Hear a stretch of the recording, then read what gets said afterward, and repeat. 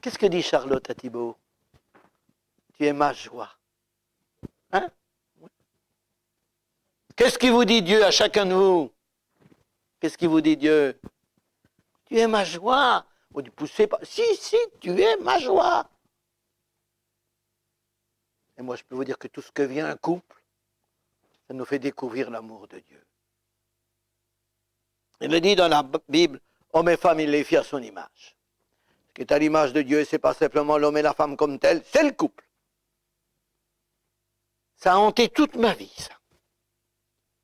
Je me suis dit, on voudrait expliquer à des jeunes, on voudrait leur expliquer Dieu, et il nous a dit qu'on avait une image toute trouvée, le couple. Pourquoi pas partir du couple pour comprendre Dieu? Je peux vous expliquer tout le catéchisme. Rien qu'en étudiant le couple.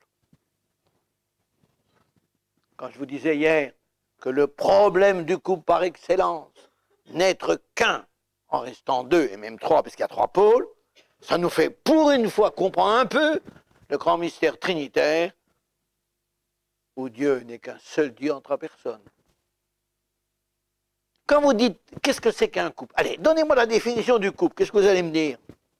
Un couple, c'est deux êtres qui s'aiment. Qui dit couple dit amour. Donc Dieu est amour. Et le vrai Dieu, c'est pas du tout un Dieu Jupiter qui nous attend au coin de la rue pour nous envoyer un coup parce qu'on a fait un péché. C'est d'abord un Dieu amour, puisque le couple est à son image. Voilà le projet de Dieu sur le monde.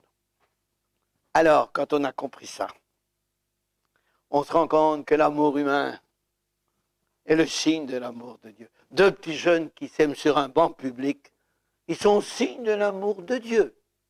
C'est magnifique de penser ça. Et c'est drôle, on est choqué. Alors qu'on n'est pas choqué quand deux petites vieilles se disputent, alors que c'est quand même pas de la charité. Mais, et c'est ça qui est merveilleux, c'est que l'amour humain est plus qu'un signe de l'amour de Dieu. Il est un sacrement. Je pense souvent à ces époux abandonnés, ces épouses larguées, qui continuent à aimer l'infidèle. Je me dis, elles sont le signe de ce Dieu qui nous aime même quand nous ne l'aimons pas. Eh bien, un couple, il est chargé. Chaque couple est chargé par son amour d'être le signe de l'amour de Dieu. Alors le sacrement de mariage, maintenant vous le comprenez mieux. On ne va pas à l'église chercher des victuailles spirituelles sur la route conjugale. Ou des assurances touristes contre les pépins de la vie. Un gars m'a dit, on se marie à l'église, comme ça il ne nous arrivera rien. J'ai dit, ici, ce n'est pas les assurances. Parce qu'entre nous, si tous ceux qui se marient à l'église ne perdaient jamais un enfant, n'attrapaient jamais un cancer, ça se saurait.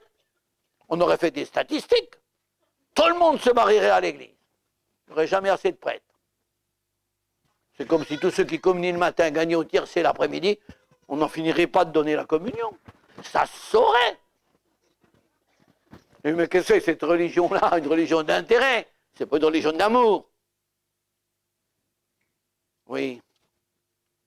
Le sacrement, c'est pas une bénédiction comme ça pour que tout aille bien. C'est une grâce qui vous est donnée d'être par la qualité de votre amour et notamment de votre fidélité le signe de l'amour formidable de Dieu pour le monde. De ce projet de Dieu qui est de faire que les hommes un jour accèdent tous à l'amour. C'est ça, le rôle du couple. La mission que vous recevez dans votre sacrement de mariage. Non seulement vous êtes le signe de l'amour de Dieu, que tous ceux qui verront votre amour se diront, pas possible pour qu'il y ait un amour pareil, il faut qu'il y ait quelqu'un là derrière qui l'explique. Vous serez le vitrail qui révèle la lumière qui éclaire votre amour.